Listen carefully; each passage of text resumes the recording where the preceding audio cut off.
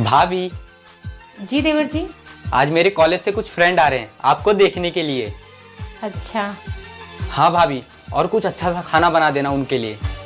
क्या बनाऊं देवर जी? जो आप बना दीजिए वही खिला दूंगा।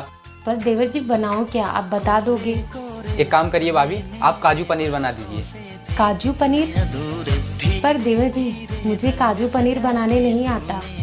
अरे भाभी सिंपल है, आप YouTube पे सर्च कर लीजिए और कुछ मैं बता दूंगा। अच्छा देवर जी। और हाँ भाभी, मेरे दोस्तों को पापड़ बहुत पसंद है तो थोड़ा तल देना। ठीक है देवर जी।